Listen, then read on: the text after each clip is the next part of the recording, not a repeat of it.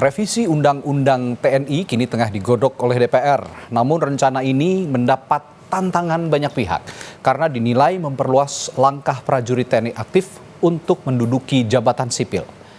Berdasarkan data Koalisi Masyarakat Sipil pada tahun 2023, Saudara, sekitar 2.500 prajurit TNI aktif menduduki jabatan sipil, seperti yang Anda bisa saksikan di layar kaca. Padahal, jika mengacu pada Undang-Undang TNI nomor 34 tahun 2004 disebutkan dalam pasal 47 ayat 1, prajurit hanya dapat menduduki jabatan sipil setelah mengundurkan diri atau pensiun dari dinas aktif keprajuritan. Saudara, revisi Undang-Undang TNI ini dinilai bakal menghapus pembatasan lembaga dan kementerian yang bisa diisi oleh prajurit aktif. Lantas apa urgensi revisi Undang-Undang TNI ini? Kita akan bahas usai tayangan berikut ini. Komisi 1 DPR menggelar rapat dengar pendapat umum Selasa kemarin membahas revisi Undang-Undang TNI. Peneliti imparsial Al-Araf menyoroti soal TNI aktif menduduki jabatan sipil. Menurutnya, hal ini dapat merusak sistem ketatanegaraan Indonesia. Jangan kembali tarik militer ke dalam ruang jabatan sipil. Jangan goda mereka masuk ke wilayah itu. Karena itu akan merusak tata sistem ketatanegaraan kita. Para pegawai negeri sipil punya harapan, punya mimpi untuk menjadi direktur, untuk menjadi pejabat. Tapi stop ketika mereka jabatannya diisi oleh militer aktif, diisi oleh polisi aktif. Tugas militer sebagai alat pertahanan negara, tugas politik penegakan hukum, Kamtibmas nggak usah masuk di birokrasi sipil. Revisi Undang-Undang TNI ramai dikritik masyarakat sipil karena banyak substansi draft RUU dinilai bermasalah. Seperti TNI aktif dapat menduduki jabatan sipil serta penambahan usia pensiun. Perwira diperpanjang dari 58 tahun ke 60 tahun, serta bintara dan tamtama dari 53 tahun ke 58 tahun. Bahkan khusus jabatan fungsional, prajurit bisa berdinas hingga usia 65 tahun.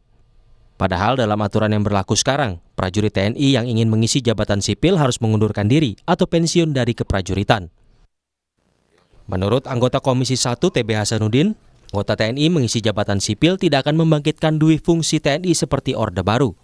Ia menilai prajurit TNI yang mengisi jabatan sipil harus selektif.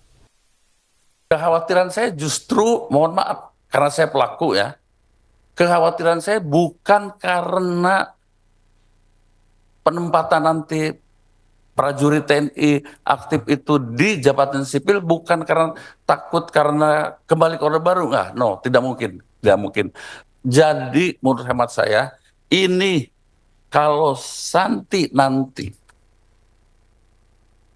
jadi bahwa prajurit TNI aktif dapat ditugaskan di situ, menurut hemat saya harus benar-benar selektif, dan kekhawatiran itu ada 5 kekhawatiran itu harus kita buat persyaratan-persyaratan dalam undang-undang itu.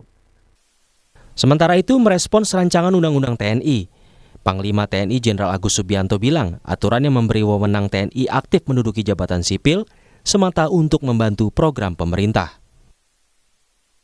Sekarang itu banyak kementerian MOU dengan saya, ya, berat dari Menteri Kesehatan, Menteri Pertanian dan KKP, BUMN. Nah dari situ kan bisa dilihat bahwa kementerian itu membutuhkan, di situ ada membutuhkan satuan TNI, sehingga dibutuhkan ada jabatan di situ untuk supaya melancarkan tugas-tugas kementerian tersebut. Kita tuh berpikirnya kita untuk kemajuan NKRI, ya, untuk ke situ aja, untuk membantu program-program pemerintah, bukan untuk yang lain, ya. Pemerintah dan DPR terus melanjutkan pembahasan revisi Undang-Undang TNI, meskipun mendapat resistensi luas dari berbagai kalangan. Sidang paripurna DPR pada Mei 2024 telah menyetujui revisi ini sebagai RUU inisiatif DPR. Tim Liputan, Kompas TV.